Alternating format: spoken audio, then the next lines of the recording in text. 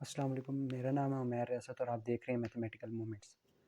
तो हम लोग आज ये मेरे चैनल की पहली वीडियो है, तो हम लोग स्टार्ट करेंगे पंजाब टेक्स्ट बुक से, जिसका फर्स्ट चैप्टर है matrices and determinants. First of all हम लोग देखेंगे मैट्रिक्स क्या होता है।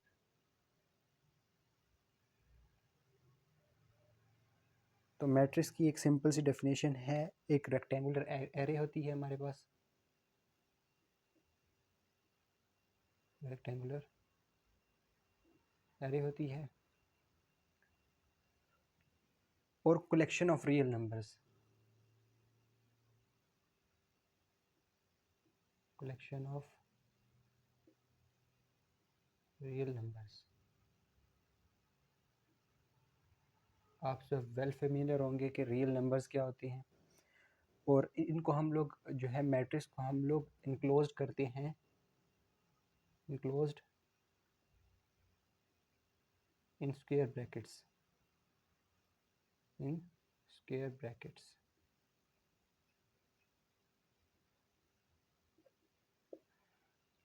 अब एग्जांपल के थ्रू मैं आपको बताता हूँ।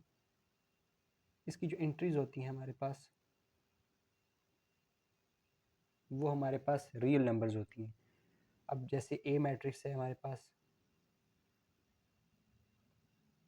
इसके अंदर 1 2 3 4, ये जो चार थी रियल नंबर्स हैं, ये हमारे पास इसकी एंट्रीज आ गई और इसको हम लोगों ने इनक्लोज कर दिया स्क्वायर ब्रैकेट्स के अंदर, तो ये हमारे पास एक मैट्रिक्स बन गई है।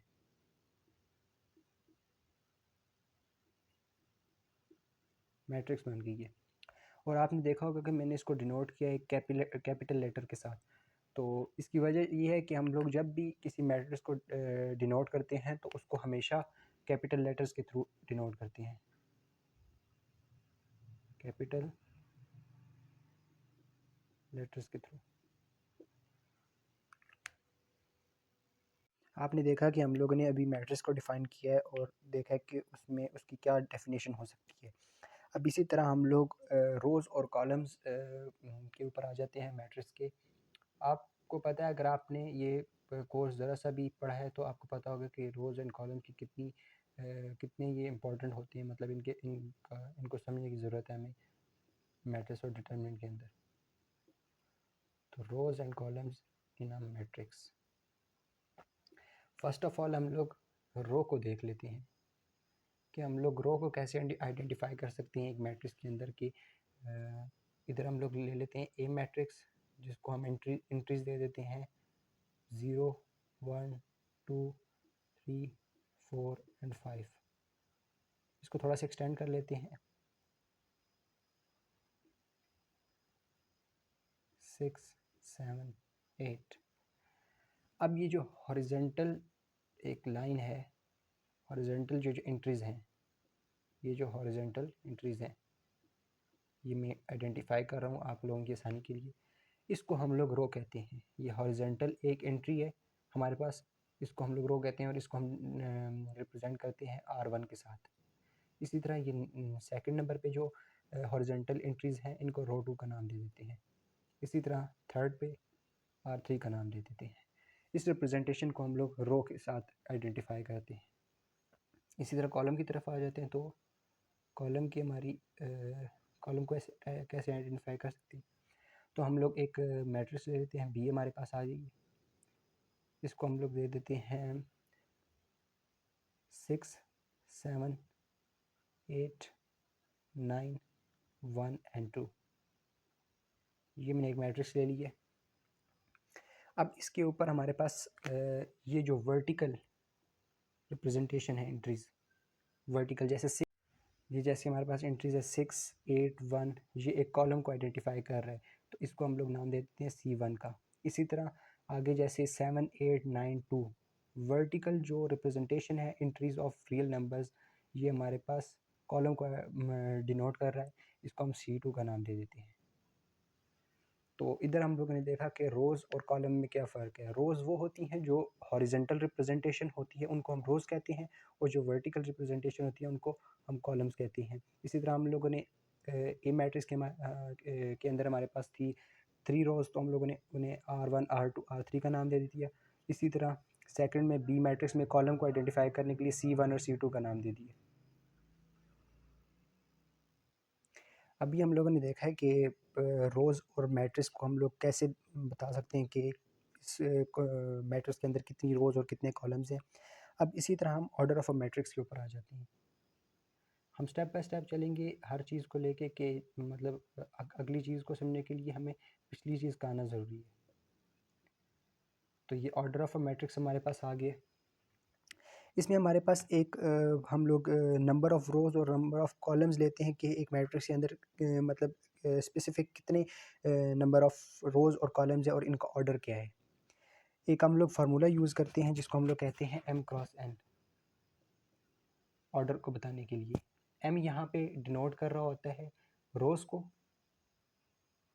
और n जो हमारे पास है इधर कॉलम्स को डिनोट कर रहा होता है। अब मैं आपको एग्जांपल के थ्रू समझाने की कोशिश करता हूँ। हमारे पास एग्जांपल है, हम कोई भी मैट्रिक्स लेते हैं और उसका ऑर्डर फाइंड करने की कोशिश करते हैं और उसको m क्रॉस n की फॉर्म में लिखने की कोशिश करते हैं। एग्जांपल, हमारे पास n मैट्रिक्स है और इसकी एंट्रीज है हमारे पास 1 2 3 -1 1 और 0 और इसी तरह 2 3 और 7। अब ये हमारे पास एक मैट्रिक्स आ गई। अब इसमें हम लोगों ने फर्स्ट ऑफ ऑल रोज़ देखना है। तो रोज़ का मैंने आपको बताया था कि हॉरिजॉन्टल रिप्रेजेंटेशन जो होती है, ये हॉरिजॉन्टल रिप्रेजेंटेशन है। ये हमारे पास हॉरिजॉन्टल रिप्रेजेंटेशन है जिनको मैं मार्क कर रहा हूँ। इसमें आ गई 1 R1 R2 R3, ये हमारे पास 3 रोज़ आ गई। इसी तरह हम कॉलम्स के ऊपर जाते हैं तो ये रिप्रेजेंटेशन 1 2 और ये 3, ये C1 का नाम दे देते मतलब कॉलम 1, ये C2 का नाम दे दे कॉलम 2, ये C3 का नाम दे दे कॉलम 3। अब इधर तो एक सिंपल सी फॉर्म बन गई है कि फार्मूले में हम लोगों ने वैल्यूज पुट करनी है। एक तरह का आप इसको फार्मूला ही समझ लें m क्रॉस n को, ऑर्डर अगर हमने फाइंड करना होगा तो इसके ऊपर फर्स्ट ऑफ ऑल m क्या रिप्रेजेंट कर रही है, रोज़ को। तो रोज़ हमारी इस मैट्रिक्स के अंदर कितनी है, 1 2 3, तो यहाँ पे लिख देंगे 3, क्रॉस लगा देंगे और यहाँ पे n देखें कॉलम्स को डिनोट कर रहे हैं। तो C1 C2 C3 मतलब 3 इसके ऊपर कॉलम भी आ जाएंगे। तो 3 क्रॉस 3 इसका ऑर्डर आ जाएगा इस मैट्रिक्स का, मैट्रिक्स n का। अब ऑर्डर के साथ साथ हम लोगों ने नेक्स्ट पॉइंट के ऊपर जाना है जिसको हम लोग कहते हैं इक्वल मैट्रिसेस।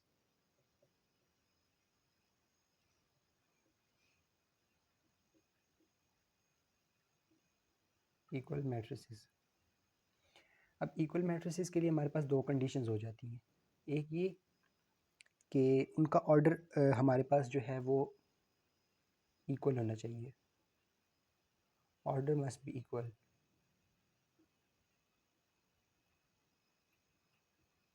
मतलब ऑर्डर हम लोगों ने अभी पढ़ा है कि हमारे पास ऑर्डर वो होता है जिस तरह रोज़ और कॉलम्स की फॉर्म में लिखना चाहिए। एक तो हम m क्रॉस n की फॉर्म में लिख सकते हैं, मतलब रोज़ x कॉलम्स की फॉर्म में, और दूसरा हम लिख सकते हैं m बाय n। ये रिप्रेजेंटेशन एक जैसी है इन लोगों की, इसमें इतना कोई ख़ास फ़र्क नहीं है जिसमें हम लोग दोनों तरह से रिप्रेजेंटेशन इसकी हो सकती है। एक ही कि उनका ऑर्डर मस्ट सेम होना चाहिए और उनकी कॉरस्पॉन्डिंग एंट्रीज जो हैं वो इक्वल होनी चाहिए। Corresponding entries are equal.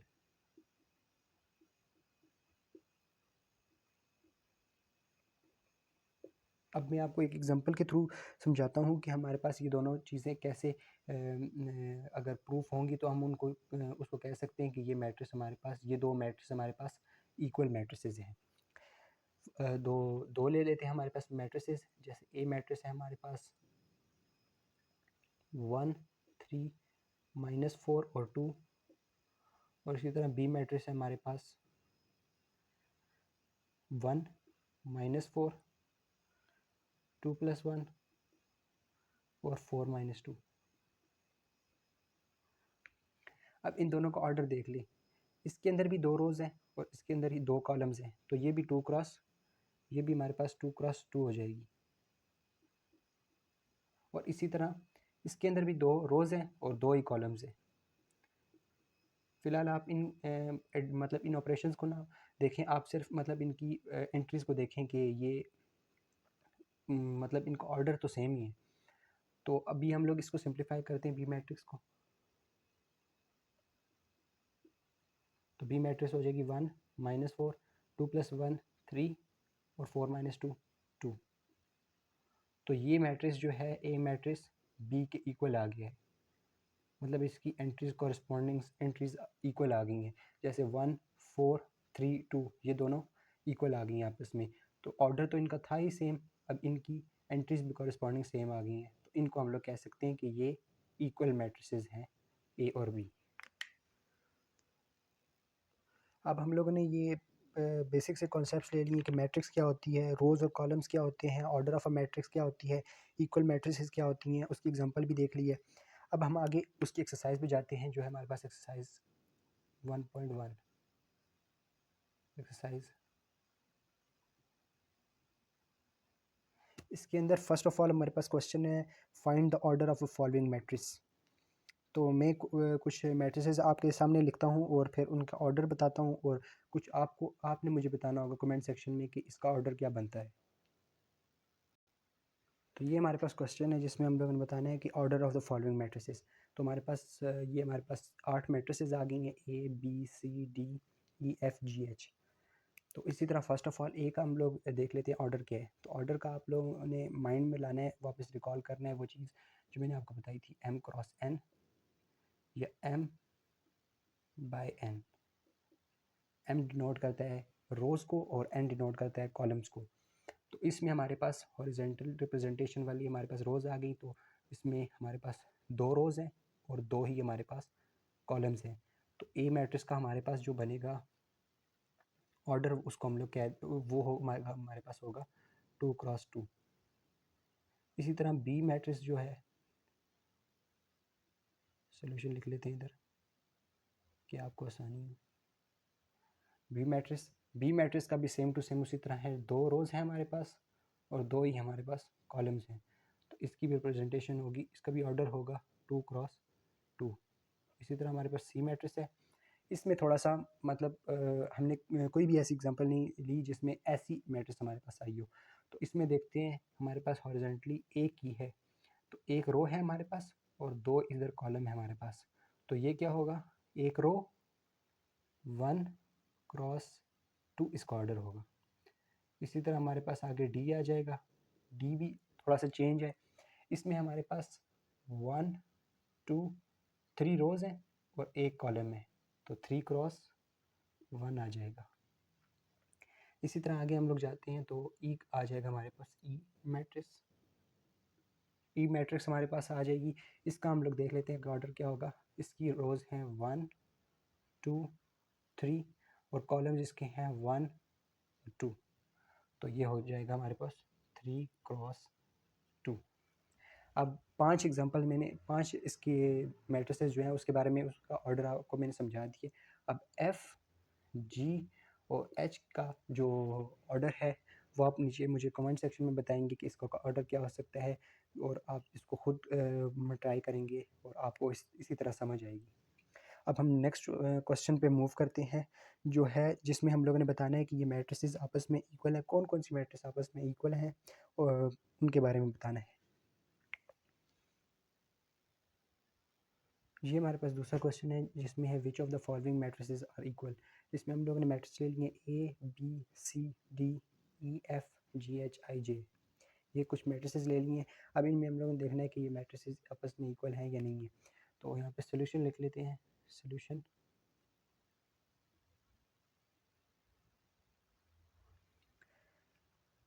Equal matrices के दो हमारे पास उसकी कंडीशंस थी। फर्स्ट ये कंडीशन थी कि उनका ऑर्डर सेम होना चाहिए, यहाँ पे हम लोग मेंशन कर लेते हैं कि उसका ऑर्डर सेम होना चाहिए, ऑर्डर मस्ट बी सेम। और दूसरा था कॉरस्पॉन्डिंग एंट्रीज सेम होनी चाहिए, कॉरस्पॉन्डिंग एंट्रीज सेम होनी चाहिए।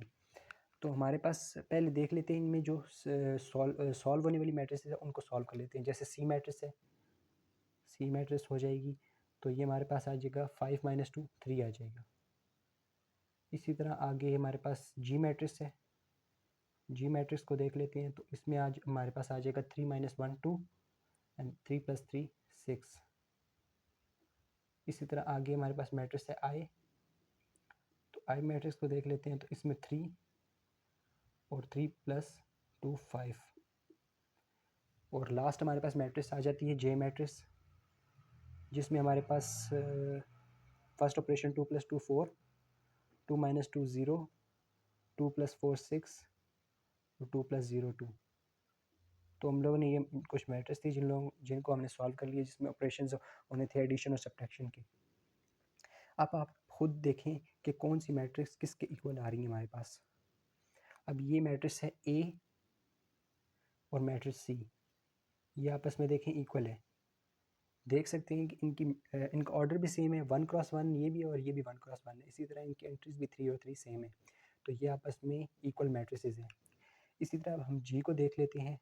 जी अब देखिए किसके साथ कॉरस्पॉन्ड कर रही है, जी और एफ, ये दोनों हमारे पास इक्वल मैट्रिसेस में आती हैं। इसी तरह अब हम आई को देख लेते हैं। तो आई हमारे पास आ जाता है किसके इक्वल,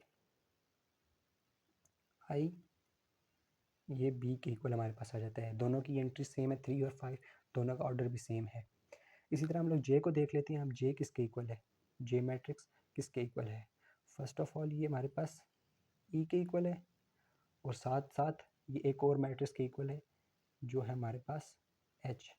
तो ये 3 मैट्रिक्स आपस में इक्वल है, ई जे एच। तो अभी हम लोग लिख लेते हैं कि कौन कौन सी मैट्रिक्स इक्वल है हमारे पास। A equal to B, so A equal to C, G equal to F, G equal to F, I equal to B, और last J E H, J E H आपस में इक्वल है। और D matrix ये है वो किसी के भी इक्वल नहीं है हमारे पास। अब हम लोग अगला क्वेश्चन करते हैं, और ये लास्ट क्वेश्चन है इस एक्सरसाइज का, जिसमें हम लोगों ने 2 मैट्रिक्स हमारे पास गिवन है, उनके दरमियान इक्वालिटी है, और उसमें फाइंड करनी है ए बी सी डी की वैल्यू फाइंड करनी है और सेटिस्फाई करना है मैट्रिक्स इक्वेशन को। ये है हमारे पास हमारा तीसरा क्वेश्चन और लास्ट क्वेश्चन 1.1 का। तो सॉल्यूशन लिखते हैं।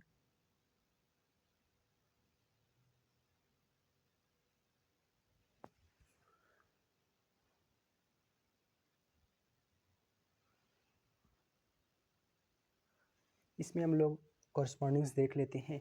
ए प्लस सी किसके इक्वल आ रही है हमारे पास, इक्वालिटी की दूसरी मैट्रिक्स के एंट्री के, ए प्लस सी इक्वल टू 0। इसी तरह ए प्लस 2b आ रही है हमारे पास -7 के कॉरस्पॉन्डिंग्स, ए प्लस 2b इक्वल टू -7। इसी तरह c-1 कॉरस्पॉन्डिंग्स आ रही है -3 के, +3 के, c-1 इक्वल टू 3। इसी तरह 4d-6 कॉरस्पॉन्डिंग आ रही है 2d के इक्वल। तो हमारे पास आ जाती है 4d-6 इक्वल टू 2d। इधर से हम लोगों ने ए बी सी डी की वैल्यू फाइंड करनी है। तो फर्स्ट ऑफ ऑल यहाँ दे सकते हैं सिंप्लीफाइड वैल्यू इधर लग रही है कि इधर हमारे पास सिर्फ ए की वेरिएबल है और बाकी कॉन्स्टेंट्स हैं, तो यहाँ से हम सी की वैल्यू आराम से निकाल सकते हैं। और इसी तरह डी के अंदर भी हम लोग ए की वेरिएबल है, उसके अंदर 2d को इस तरफ लेके आएंगे तो 2d रह जाएगा, -6, तो कैंसिलेशन के साथ हमारे पास d की वैल्यू भी आ सकती है। तो फर्स्ट ऑफ ऑल c को देख लेते हैं कि c की वैल्यू कैसे आ जाएगी। तो c -1 उस तरफ जाके +1 आ जाएगा, तो 3 + 1 c इक्वल टू 4 आ जाएगी। इसी तरह हम लोग इस इक्वेशन को देख लेते हैं। तो ये हमारे पास आ जाएगा 4d, साथ में इधर आ जाएगा -2, ये इस तरफ आ जाएगा, और -6 उस तरफ जाके +6 हो जाएगा, तो इसको 6 लिख देते हैं। 4d - 2d equal to 2d + 2d equal to 6। तो हम लोग 2 को उस तरफ डिवाइड कर देते हैं, तो d इक्वल टू 6/2। तो d की वैल्यू हमारे पास आ जाएगी 3। d की वैल्यू हमने फाइंड कर ली, और यहाँ पे हम लोगों ने सी की वैल्यू फाइंड कर ली। अब सी की वैल्यू हम लोग उठा के इस इक्वेशन नंबर 1 में पुट कर लेते हैं। सॉरी, इसको इन सबको इक्वेशंस का नाम दे देते हैं तो हमारे लिए ईजी हो जाएगा एक तरह से।